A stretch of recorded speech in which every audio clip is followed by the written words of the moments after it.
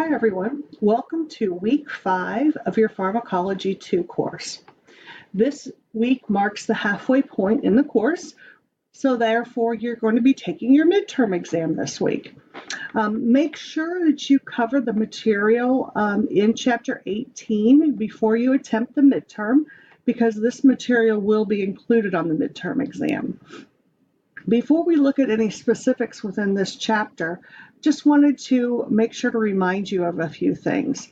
Although you do not have anything other than the midterm to complete this week, please make sure that you go back to the previous weeks and make sure that you have turned in all assignments, pronunciation tests, and your quizzes for each week.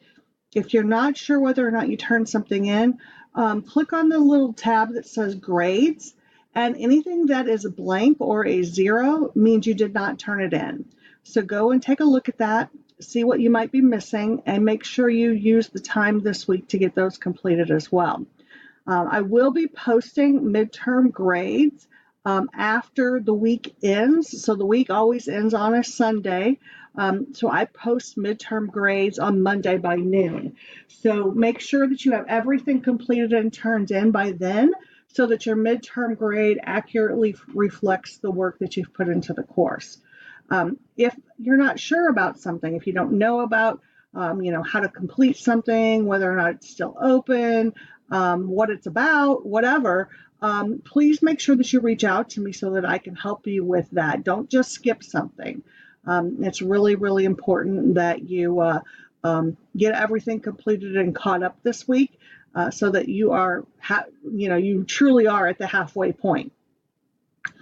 In the meantime, I wanted to just again remind you, make sure you cover this week's chapter before you go ahead and take the midterm, because this material will be included on the midterm exam. So this chapter is all about ophthalmic drugs. When we are talking about ophthalmic drugs, we're talking about drugs that are used for the eye. And just a quick note, a lot of times people get confused about drugs that are for the eye versus drugs that are for the ear. In some cases, you can use one for the other. And the only way that works is if you have a drug that's for the eye, you can use it in the ear. However, if you have a drug that's for the ear, you cannot use it in the eye. And the reason for that distinction has to do with the way that the drugs are made for the eye. Obviously, you don't want to put anything in your eye that is going, could cause, any kind of contamination. So the way the drugs are prepared for the eye is totally different than the way they are prepared for an ear. So that's why you can only put an eye drop in an ear, but not an eardrop in an eye.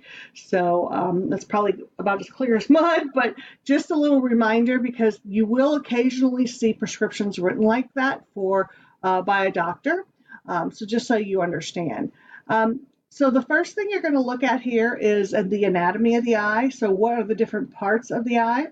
And there's actually an animation available here that you can click on and see how it all works and all the different parts. Obviously, probably one of the most common things, and many of you have probably experienced this, is an eye infection. So you can have an infection in a lot of different parts of the eye.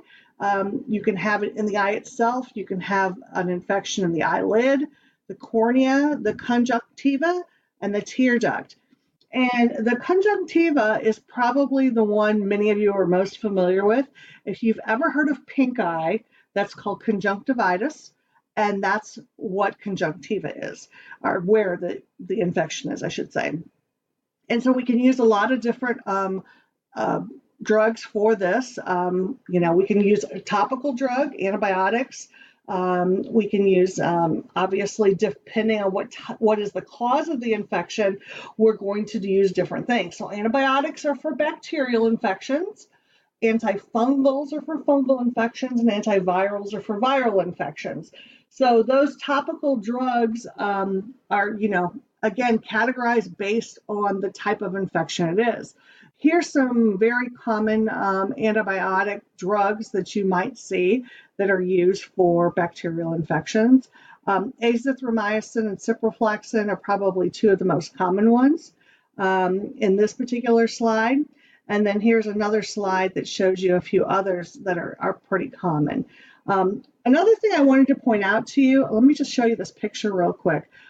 When you talk about administering an eye drop, they're going to talk to you about specifically how to make sure to put that eye drop in so that you're not infecting the container, as well as making sure that that particular eye drop is spread out across the entire eye. So this explanation is really good on how to actually administer an eye drop. So in addition to eye infections, other things that you might have is inflammation. Inflammation can come from a lot of different things as well. Again, it has to injury, chemicals, trauma, all of those types of things can cause inflammation. And obviously, if you have an infection, you may also have inflammation along with it.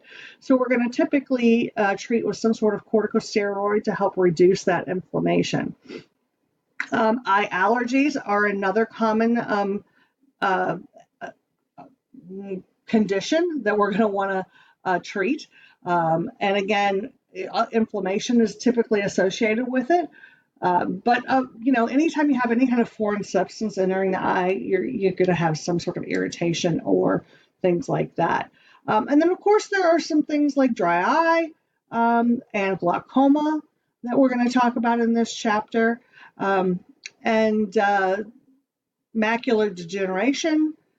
So as you go through this and you look at any of this material, if you have any problems or questions, again, make sure that you're reaching out to me. But most of all, make sure that you are completing this chapter before you attempt your midterm exam, and have a great week.